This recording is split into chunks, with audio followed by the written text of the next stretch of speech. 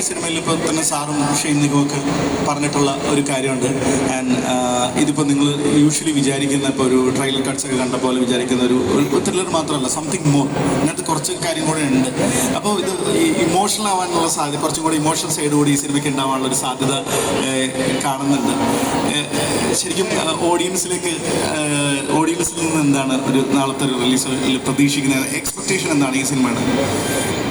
നല്ലൊരു സിനിമയായിരിക്കും. നമ്മൾ തിയേറ്ററിലേക്ക് ഓഡിയൻസ് സിനിമ കാണാൻ വരുമ്പോൾ അവർ പ്രതീക്ഷിക്കുന്ന കുറച്ച് കാര്യങ്ങളുണ്ടല്ലോ, കുറച്ച് തിയേറ്ററിക്കൽ മൊമെൻറ്റ്സുകളുണ്ടല്ലോ. നമ്മളൊരു തിയേറ്റർ വാച്ച് ഡിമാൻഡ് ചെയ്യുന്ന തന്നെ ആയിരിക്കും എന്നാണ് എൻ്റെ വിശ്വാസം. ആൻഡ് ശരിക്കും ഈ സിനിമയുടെ ഒരു ജേർണീനെ പറ്റിയിട്ട് ഓൾറെഡി പറഞ്ഞിട്ടുണ്ടായിരുന്നു.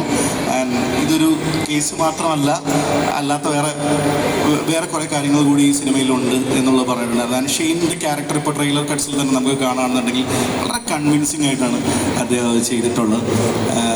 ഷെയ്നിൻ്റെ ഒരു ക്യാരക്ടറിനെ പറ്റിയിട്ട് സംവിധായകൻ്റെ സൈഡിൽ നിന്ന് എങ്ങനെയാണ് ആ ഷെയ്നിനെ ആ ഒരു ക്യാരക്ടറിലേക്ക് എത്തിച്ചത്? അല്ല, ഷെയ്നോട് നമ്മൾ പറഞ്ഞ് ജസ്റ്റ് കൊടുത്താൽ മതി, പുള്ളി അത് കറക്റ്റായിട്ട് നമുക്ക് ചെയ്തു തരും. പുള്ളി ഒരു അസാധ്യ പെർഫോമറാണ്, ഭയങ്കര ആർട്ടിസ്റ്റാണ്, ഭയങ്കര ടൈമിങ്ങുള്ള ആർട്ടിസ്റ്റാണ്.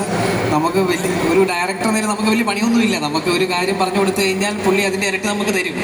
അതിനകത്ത് എനിക്ക് വലിയ പണിയെടുക്കേണ്ടതായിട്ട് വന്നിട്ടില്ല. ഒരു കാര്യം ഞാൻ മനസ്സിൽ കണ്ടതിൻ്റെ ഇരട്ടി പുള്ളി തരും എനിക്ക്.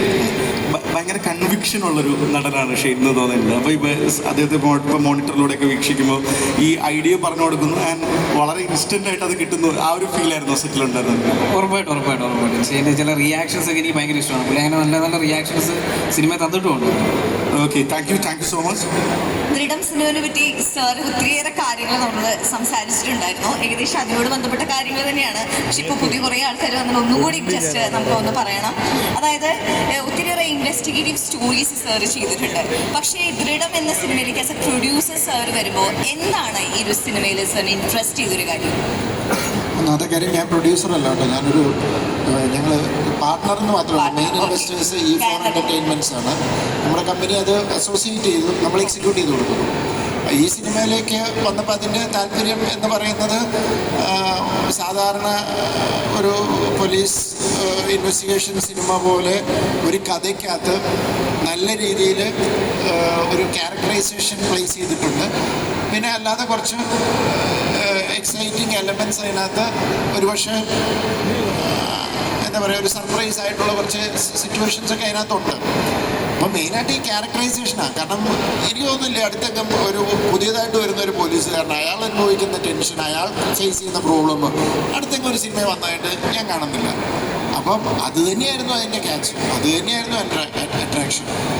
ഒരു ടിപ്പിക്കൽ പോലീസ് ഫിലിമിൽ നിന്ന് സാർ പറഞ്ഞ പോലെ എന്താണ് ഡിഫറൻസ്? സാർ നേരത്തെ പറഞ്ഞു ഡിഫറൻസ് ഉണ്ടെന്ന്, പക്ഷെ ഒരു ചെറിയ സ്പോയിലർ ആവാതെ നമുക്ക് ഒരു ചെറിയ ഡിഫറൻസ് പറഞ്ഞു തരാമോ? സ്പോയിലർ ആവാതെ എനിക്കൊരിക്കലും ഇതിൻ്റെ ഡിഫറൻസ് പറയാൻ പറ്റത്തില്ല. കഥാപരമായിട്ട് കഥാപാത്രപരമായിട്ടാണ് ഞാനിപ്പോൾ പറഞ്ഞത് ആ വ്യത്യസ്തത. പിന്നെ നമ്മളിപ്പോൾ കാണുന്നത് വെച്ചാൽ അതിനകത്തൊരു ടീം വർക്കുണ്ട്. ഒരു ചെറുപ്പക്കാരനായ പോലീസുകാരൻ വന്ന് കഴിയുമ്പോൾ അയാൾ പതറിപ്പോകുമ്പോൾ കൂടെ ഉള്ളവരോട് സപ്പോർട്ട് ചെയ്ത് കൊടുക്കുകയാണ്. അപ്പോൾ അതൊരു ടീം വർക്കാണ് ഒരു ഇൻവെസ്റ്റിഗേഷൻ